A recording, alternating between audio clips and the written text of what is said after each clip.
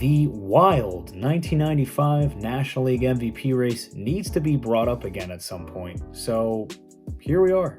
Hello everybody and welcome back to the Yappers Box and to another episode of Award Robberies. On today's show, we will be discussing the very puzzling season of MVP runner-up Dante Bichette, the father of the current Toronto Blue Jays shortstop Bo, as well as the seasons of his counterparts. Please comment your thoughts down below after we're all said and done here. I'm very interested to see what everyone thinks about this really strange MVP race. We've got a complicated one today, so let's get going. Colorado Rockies outfielder Dante Bichette absolutely erupted offensively in 1995. The four-time All-Star posted career highs in batting average, home runs, OPS, and weighted runs created plus.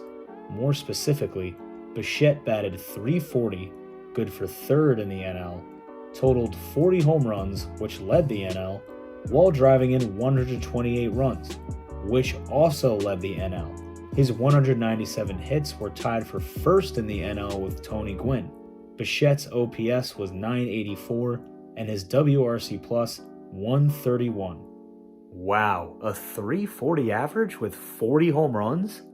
Bichette must have been close to a triple crown. I wonder what his B-WAR was. That is where we run into some complications, folks. I just rattled off a pretty damn good stat line that was the 1995 season of Dante Bichette. His B-WAR, along with all of that, 1.2. What? Let's start with the on-base percentage, where Bichette finished in 23rd place at a .364 clip. His mere 22 walks that season, without a doubt, had something to do with that. And if you're not familiar with WAR, it does account for a player's defense in the equation.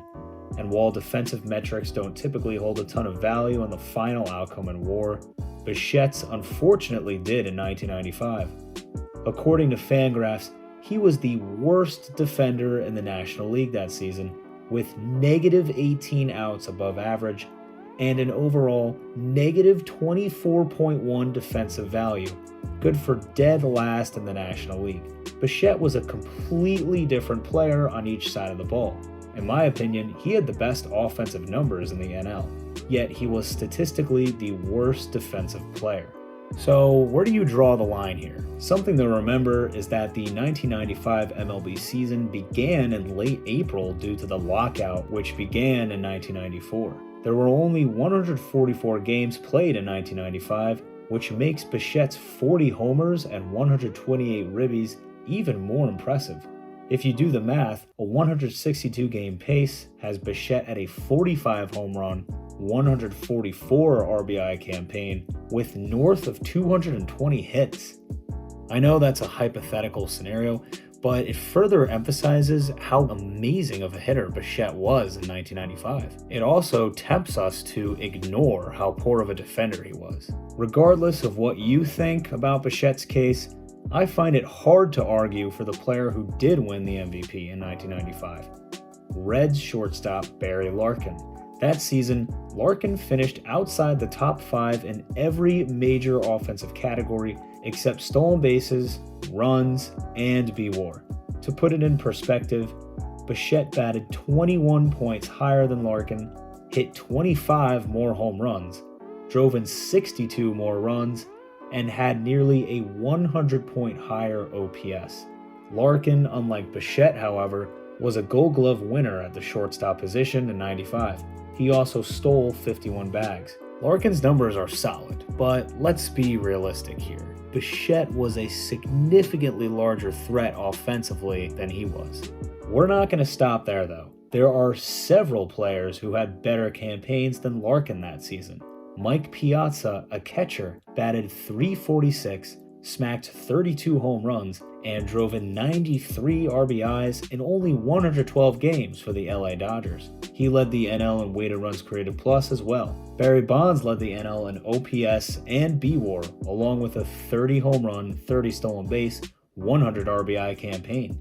To top things off, Hall of Famer Greg Maddux had one of his greatest seasons, going 19-2 with a 1.63 ERA across 209 frames.